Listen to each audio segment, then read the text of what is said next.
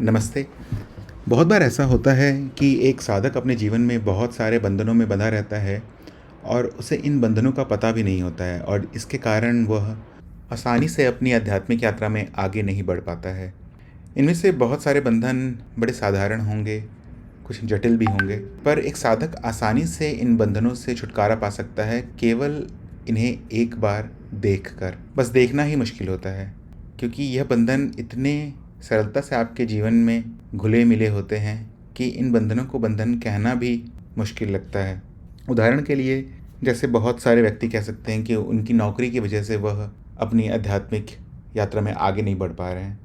तो कुछ लोगों के लिए उनके जीवन में उनके संबंधी ही उनके आध्यात्मिक यात्रा में बाधा बन जाते हैं। ऐसी परिस्थिति में आप अपनी परिस्थिति का केवल विश्लेषण कीजिए और देखने का प्रयास कीजिए कि क्या आवश्यक है और क्या अनावश्यक है। जैसे कि अगर आप नौकरी कर रहे हैं और आपके लिए पैसे कमाना ज़रूरी है अपने जीवन की ज़रूरतों को पूरा करने के लिए, तो आप देखिए कि आप उस नौकरी में क्या इतना पैसा कमा पा रहे हैं जिससे आपके जीवन की ज़रूरतों की पूर्ति हो पाए, या कम कमा रहे हैं। अगर ज़्यादा कमा रहे हैं तो सोचिए कि आप इस नौकरी में क्यों हैं। आप अपना बहुमूल्य समय व्यर्थ कर रहे हैं पैसा कमाने के लिए और आप अपनी ज़रूरत से ज़्यादा ही कमा रहे हैं। तो कोई ऐसा काम क्यों ना ढूंढ ले जिसमें आपके जीवन की ज़रूरी आवश्यकताओं की पूर्ति भी हो जाए और आपको समय भी मिल पाए अपने आध्यात्मिक कार्यों के लिए।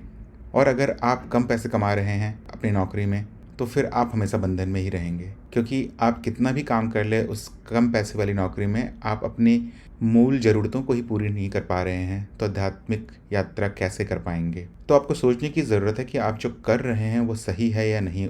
उसी तरह से बहुत सारे साधक होते हैं जिनके बहुत मित्र होते हैं या बहुत संबंधी होते हैं और उन्हें हमेशा ही अपने इन संबंधियों को समय देना होता है कुछ न कुछ कार्यों में। तो फिर से आपको देखने का प्रयास करना पड़ेगा कि क्या जो समय आप अपने संबंधी को दे रहे हैं वह ज़रूरी है आपकी आध्यात्मिक प्रगति से।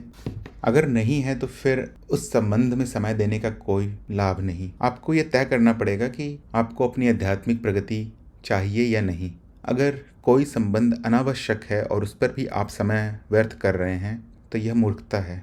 इसी तरह से मैंने कई इच्छाओं के बंधन भी देखे हैं कई शुरुआती साधकों में। जैसे कि कोई व्यक्ति आपसे मिले और कहे कि जीवन में यह 10 चीज़ तो आपको खरीदनी ही पड़ेगी अगर आपको अपने जीवन को सुखमय बनाना है। जैसे कि वो आपको कहे कि 2 मंजिला मकान तो होना ही चाहिए अगर जीवन सुखी करना है तो। और फिर आप बिना कुछ सोचे समझे इस 2 मंजिला मकान को बनाने के लक्ष्य को अपने जीवन में उतार लेते हैं और इसे पूरा करते करते कई साल बिता देते हैं। जिस समय को आप अपनी आध्यात्मिक प्रगति में इस्तेमाल कर सकते थे, उस समय को आप किसी दूसरे द्वारा आरोपित लक्ष्य को पूरा करने में लगा देते हैं। आपको यह देखना होगा कि यह इच्छा जो उठी है किसी और के कारण, क्या वह वास्तविक में आपकी इच्छा है।